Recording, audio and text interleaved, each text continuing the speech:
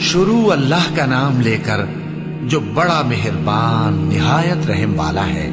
جو لوگ کافر ہیں یعنی اہل کتاب اور مشرک، وہ کفر سے باز رہنے والے نہ تھے یہاں تک کہ ان کے پاس کھلی دلیل آ جائے، یعنی اللہ کا ایک پیغمبر جو پاک اوراق پڑھ کر سناتا ہے جن میں مستحکم آیتیں لکھی ہوئی ہیں، اور اہل کتاب جو فرقوں میں بٹے ہیں تو دلیل واضح کے آنے کے بعد ہی بٹے ہیں، حالانکہ ان کو حکم تو یہی ہوا تھا کہ اللہ کی عبادت کریں، اطاعت کو اسی کے لیے خالص کرتے ہوئے یکسو ہو کر، اور نماز قائم کریں اور زکوٰۃ دیں، اور یہی مضبوط اصولوں والا دین ہے۔ جو لوگ کافر ہیں یعنی اہل کتاب اور مشرک، وہ دوزخ کی آگ میں پڑیں گے اور ہمیشہ اسی میں رہیں گے۔